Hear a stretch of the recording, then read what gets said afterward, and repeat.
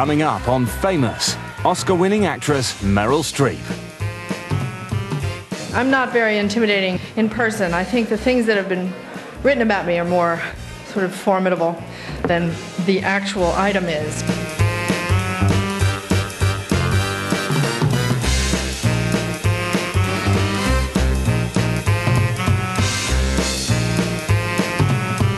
She's regarded as one of the industry's finest actresses, and she's known for her ability to master an accent.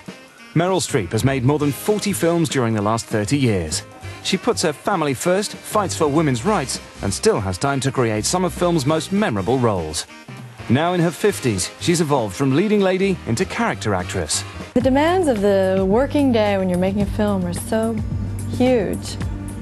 Just the demands on your emotions. You don't have time to think, am I being Meryl Streep here, or am I living up to my body of work, or, you can't think about that, you don't have time.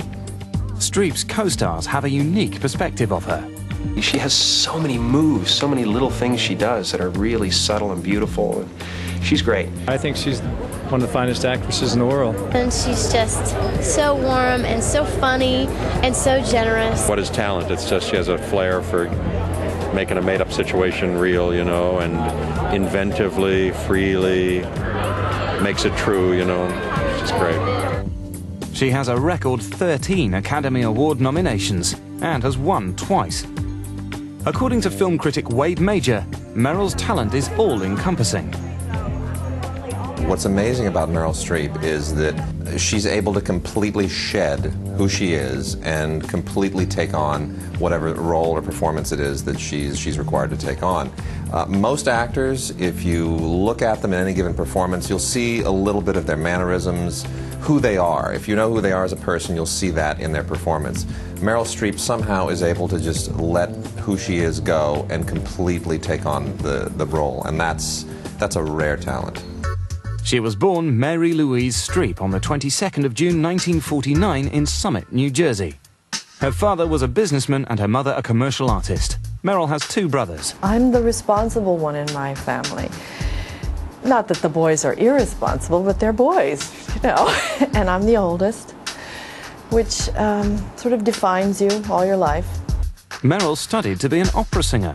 She graduated cum laude from Vassar and received a Master of Fine Arts degree from Yale. The real kick. Her first professional acting jobs were on stage. Her 1977 big screen debut was in a true story about playwright Lillian Hellman called Julia. In 1978, Streep married the sculptor Don Gummer. Her first Oscar nomination was for The Deer Hunter.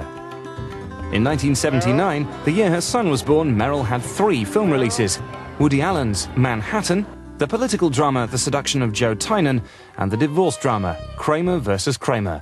Streep won her first Oscar for this film. You're supposed to feel sorry for the mother in those situations. The woman is always the easy one to feel for. And the film was constructed to make you not feel so much for her. But rather than go either way, she brought this storm of conflicted emotions to the part that I don't think anybody really believed was in the material to begin with. 2 years after her Academy Award, Streep received another Oscar nomination for the romance The French Lieutenant's Woman. Her next film, the thriller Still of the Night, tried to replicate the look of a Hitchcock film. But Meryl wasn't used to her full potential.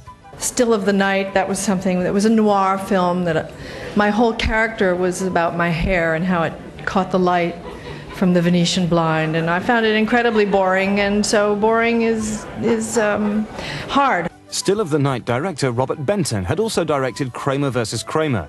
Another of Streep's releases in 1982 was Sophie's Choice. This proved to be much more challenging, not least because she had to master a Polish accent. I wasn't really right for Sophie's Choice, but I wasn't known yet, so people were more willing to accept me as a, Polish woman.